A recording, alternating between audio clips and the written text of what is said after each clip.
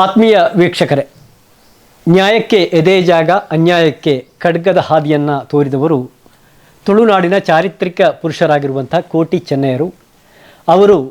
ಅವರ ಸಮಾಧಿ ಇರುವಂಥ ಸ್ಥಳ ಅದು ಎಣ್ಮೂರು.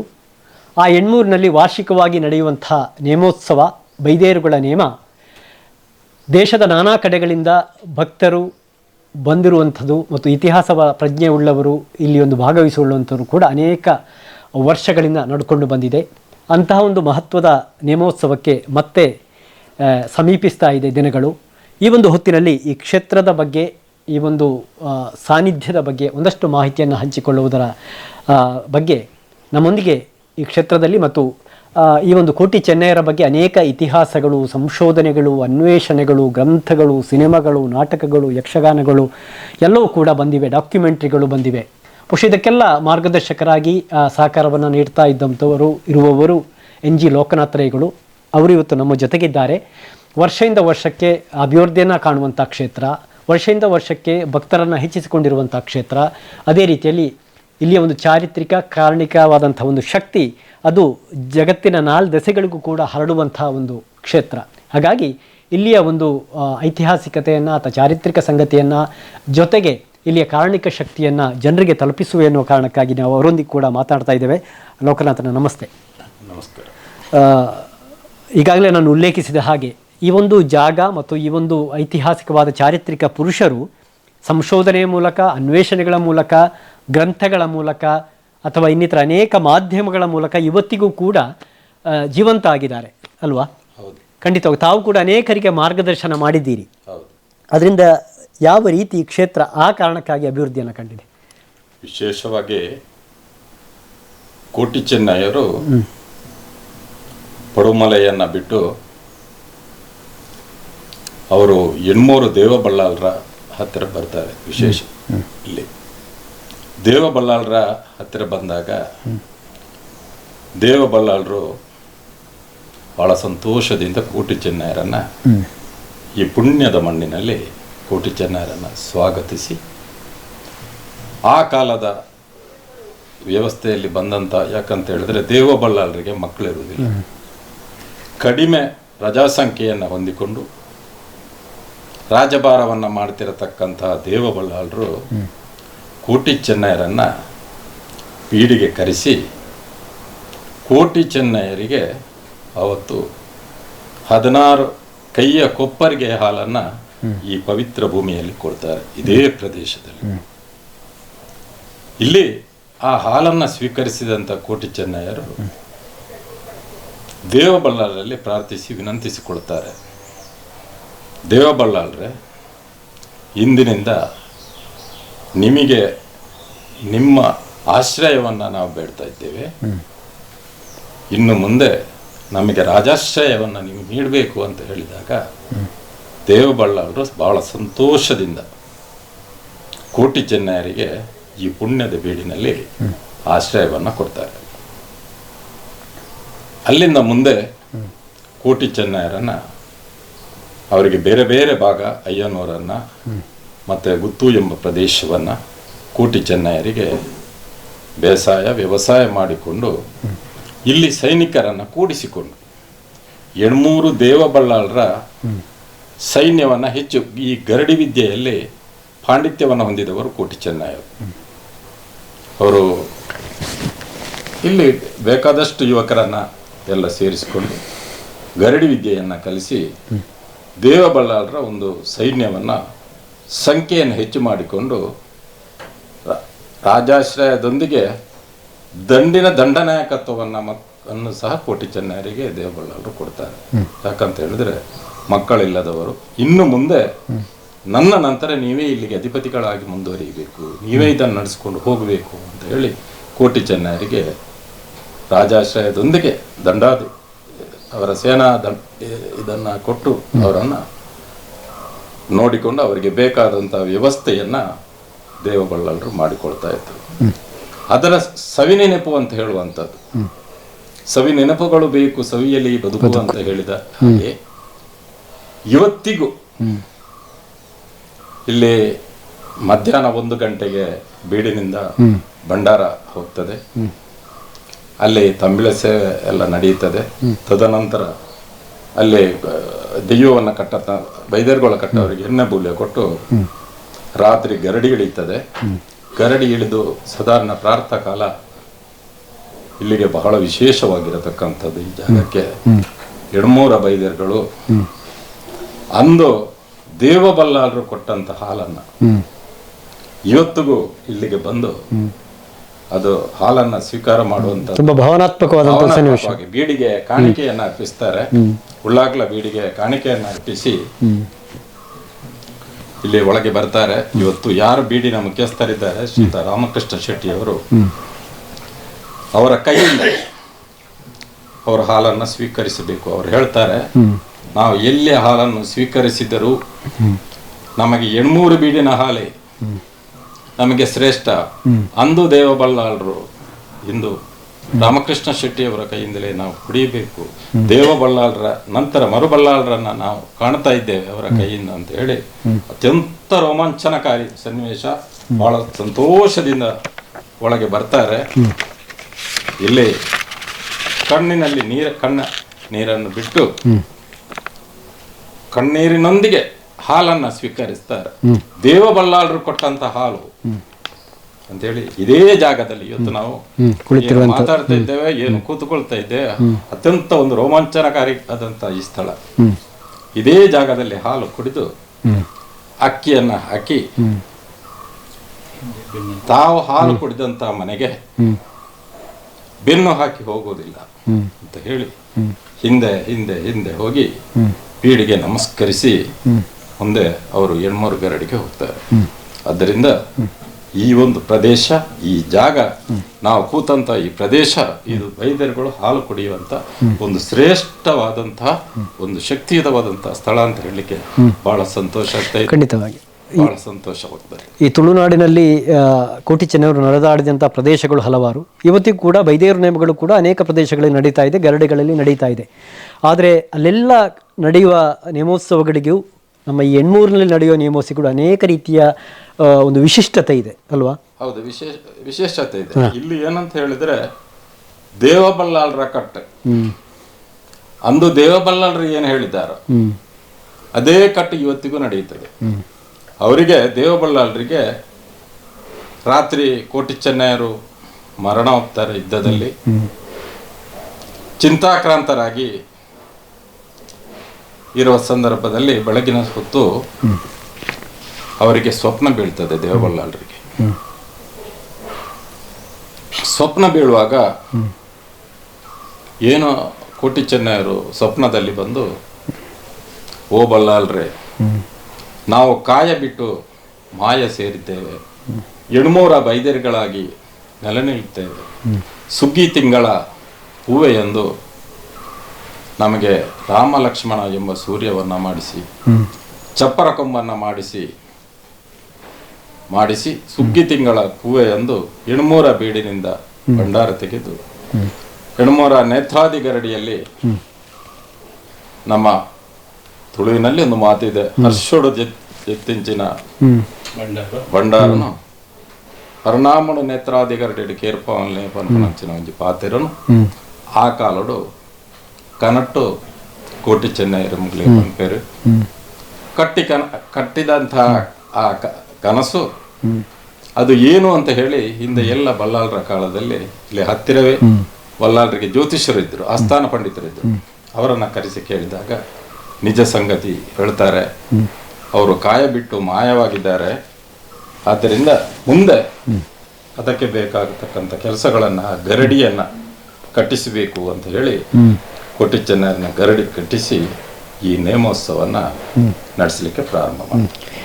ಅನೇಕ ಆಚರಣೆಗಳು ಕೂಡ ಇದರ ಭಾಗವಾಗಿ ನಡೆಯುತ್ತದೆ. ಈ ಸೇಟು ಅಂತ ಕರೀತಾರೆ, ಬಹುಶಃ ಪ್ರಾತಃ ಕಾಲ ನಡೆಯುವಂಥದ್ದು. ಅನೇಕ ವೀಕ್ಷಕರಿಗೆ ಗೊತ್ತಿಲ್ಲ ಈ ಅಂದ್ರೆ ಏನು ಅದು ಸೇಟು ಅಂತ ಹೇಳಿದ್ರೆ. ಕೋಟಿ ಚೆನ್ನಯ್ಯರು ಅವರಿಗೆ ದರ್ಶನ ಆಗ್ತಾ ಇದೆ. ಯಾವುದೇ ಒಂದು ಜಾತ್ರೆ ಅಥವಾ ವ್ಯವಸ್ಥೆಗಳು ನಡೆದಾಗ ಆ ಜಾತ್ರೆಯ ಒಂದು ಸಮಾಪ್ತಿ ಅಂತ ಇದೆ. ಅಷ್ಟು ಹೊತ್ತು ಅವರು ಒಂದು ಶಕ್ತಿ ಸ್ವರೂಪರಾಗಿ, ಮನುಷ್ಯರು ಆದರೂ ಸಹ ವಿಶೇಷವಾದಂತಹ ಒಂದು ಶಕ್ತಿ ಆ ಕೋಟಿ ಚೆನ್ನಯ್ಯರ ದರ್ಶನ ಪಾತ್ರೆಗಳಲ್ಲಿ ಇರ್ತದೆ. ಅವರು ಆ ದರ್ಶನದಲ್ಲಿ ಗರಡಿಯ ಹತ್ತಿರ ವಿಶೇಷವಾಗಿ ಬೆಳಿಗ್ಗೆ ಪ್ರಾರ್ಥನೆಯನ್ನ ಮಾಡಿ ಸೂರ್ಯವನ್ನ ಕೈಗೆತ್ತಿ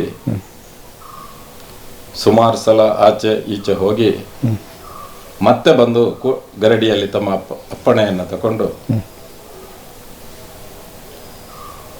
ಮುಕ್ಕಾಲು ಮೂಜಿಗಲ್ಗೆದ ಜೋಗ ಪತೊಂಡ ಅಂಕ ಪತೊಂಡ ಪಂತ ಗೆಲ್ತೊಂಡ ಬಿರ್ಮೇರ್ನ ಅಪ್ಪಣೆ ಆಪಣು ಬಲ್ಲಾಳೆ ಅಪ್ಪಣೆ ಆಪಣು ಕಾಲಹರಣ ಒಂದುಂಡು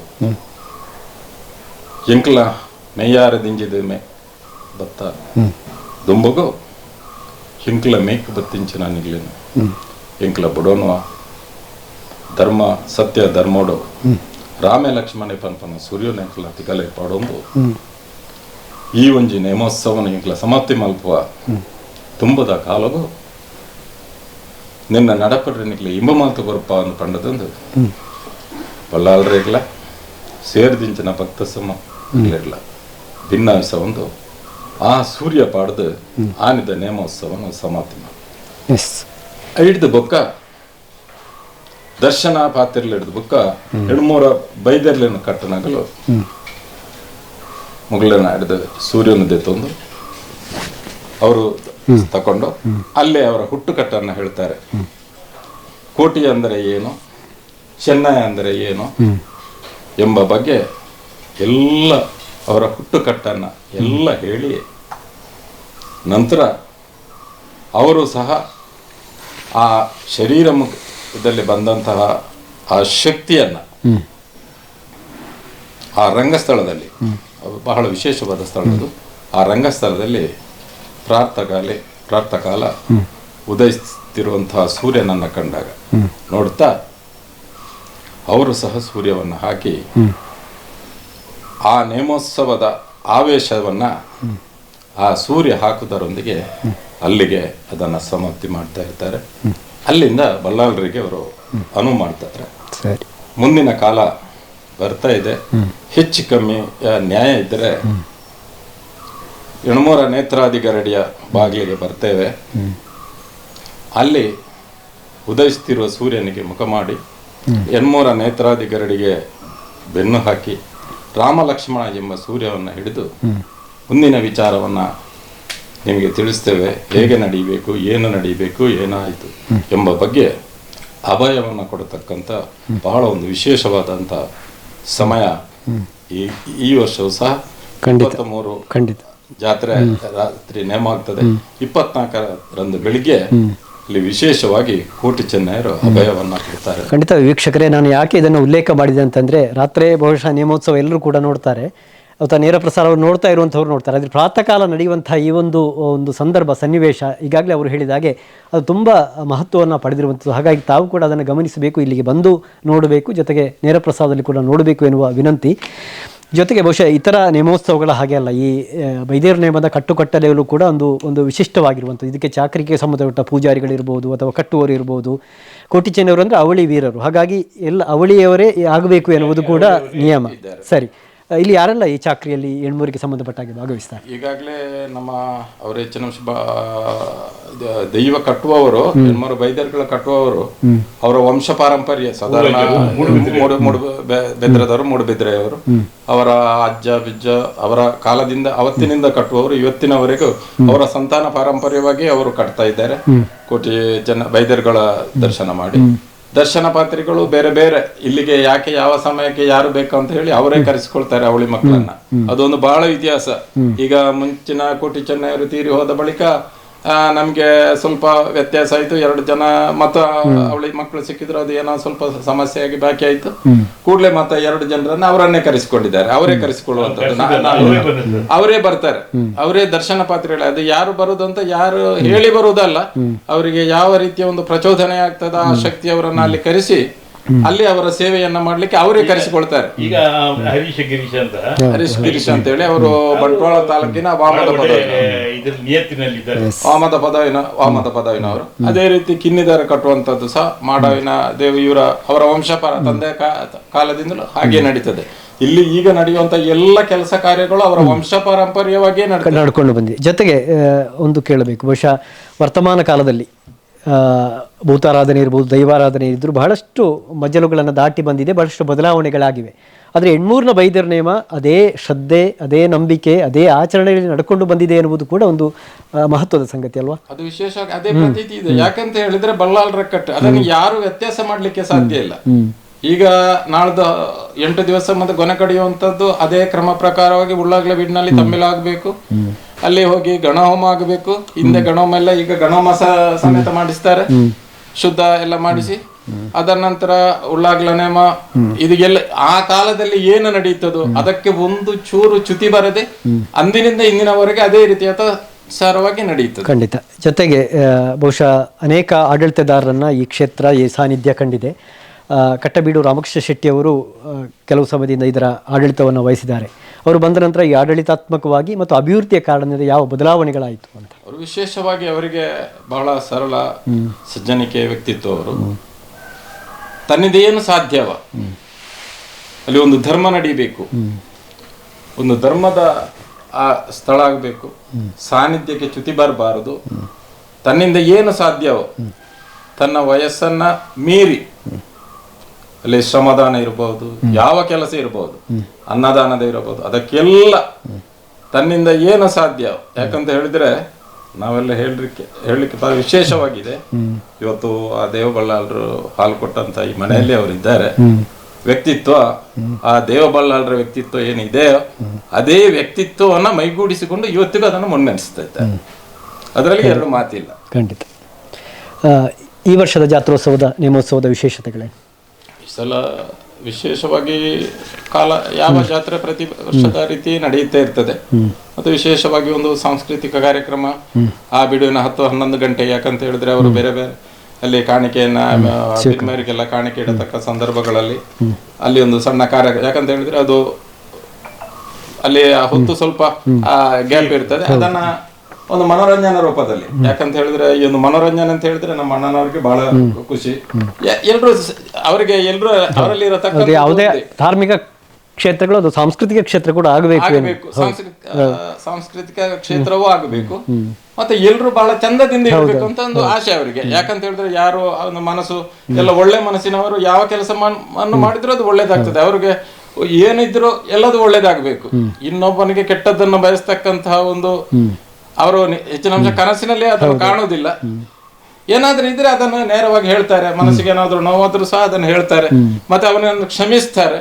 ಕ್ಷಮಾಗುಣ ಎಂಬುವಂಥದ್ದು ಅವರಲ್ಲಿ ಬಹಳ ಇದೆ. ಯಾಕಂದ್ರೆ ಈ ಮಣ್ಣಿನಲ್ಲಿ ಅವರು ಸಾಧಾರಣ 47ನೇ ಇಸವಿಯಲ್ಲಿ 43 ಇಸವಿಯಲ್ಲಿ ಹುಟ್ಟಿದ್ದಾರೆ. ಅಂದಿನಿಂದ ಇಂದಿನವರೆಗೆ ಬಹಳಷ್ಟು 82 ವರ್ಷಗಳ ಇಷ್ಟರವರೆಗೂ ಸಹ ಈ ಒಂದು ಪವಿತ್ರವಾದ ಮಣ್ಣಿನಲ್ಲಿ ಹುಟ್ಟಿದ ಮಣ್ಣಿಗೆ ಅಪಚಾರವಾಗದ ರೀತಿಯಲ್ಲಿ ತನ್ನ ಕರ್ತವ್ಯನ್ನ ಇವತ್ತಿಗೂ ನಿಯತ್ತಾಗಿ ದೇವಬಲ್ಲಾಳರು ನಡೆಸಿದ ರೀತಿಯಲ್ಲಿ ಅದನ್ನು ನಡೆಸಿಕೊಂಡು ಹೋಗ್ತಾರೆ. ಕೇಳಿದ್ರಲ್ಲ ವೀಕ್ಷಕರೇ, ಕೋಟಿ ಚೆನ್ನೈಯರಿಗೆ ಚಾರಿತ್ರಿಕವಾದ, ಸಾಮಾಜಿಕವಾದ, ಧಾರ್ಮಿಕವಾದ ವಿವಿಧ ಮಗ್ಗಲುಗಳಿವೆ, ಆಯಾಮಗಳಿವೆ. ಬಹುಶಃ ಇಂಥ ಒಂದು ಅವರ ಸಮಾಧಿ ಸ್ಥಳ ಇರುವಂಥ ಈ ಕ್ಷೇತ್ರಕ್ಕೂ ಅಷ್ಟೇ ಪಾವಿತ್ರ್ಯತೆ ಇದೆ, ಚಾರಿತ್ರಿಕವಾದ ಒಂದು ಪ್ರಸಿದ್ಧತೆ ಇದೆ. ಅಂಥ ನೆಲದಲ್ಲಿ ನಡೆಯುವಂಥ ನೇಮೋತ್ಸವ ಸಹಜವಾಗಿ ಲಕ್ಷಾಂತರ ಭಕ್ತರನ್ನು ಆಕರ್ಷಿಸ್ತದೆ. ಸಹಸ್ರಾರು ಮಂದಿ ಇಲ್ಲಿಗೆ ಬರ್ತಾರೆ. ಬೇರೆ ಬೇರೆ ರಾಜ್ಯಗಳಿಂದ, ಜಿಲ್ಲೆಗಳಿಂದ ಎಲ್ಲರೂ ಕೂಡ ಬರ್ತಾರೆ. ಈ ಬಾರಿಯ ಜಾತ್ರೋತ್ಸವ, ನೇಮೋತ್ಸವ ಕೂಡ ಅದೇ ರೀತಿಯಲ್ಲಿ ನಡೀತದೆ. ತಾವು ಕೂಡ ಇಲ್ಲಿಗೆ ಬರಬೇಕು, ಭೇಟಿ ನೀಡಬೇಕು, ಕೋಟಿ ಚೆನ್ನೈಯರ ಅಭಯವನ್ನು ಪಡೆಯಬೇಕು ಎನ್ನುವುದು ನಮ್ಮ ಆಶಯ. ಜೊತೆಗೆ ನಾವೇನು ನೇರ ಪ್ರಸಾರ ಮಾಡ್ತೇವೆ ಅದನ್ನು ಕೂಡ ನೀವು ವೀಕ್ಷಣೆ ಮಾಡಬೇಕು ಎನ್ನುವ ನಮ್ಮ ಕಳಕಳಿಯ ಆಶಯ. ಇಷ್ಟು ಹೊತ್ತು ನಮ್ಮೊಂದಿಗೆ ಮಾಹಿತಿಯನ್ನು ಹಂಚಿಕೊಂಡಿರುವಂಥ NG ಲೋಕನಾಥ್ ರೇಗೂಳವರಿಗೆ ಪ್ರೀತಿಯಿಂದ ವಂದನೆಗಳನ್ನು ಸಲ್ಲಿಸ್ತಾ ಇದೆ.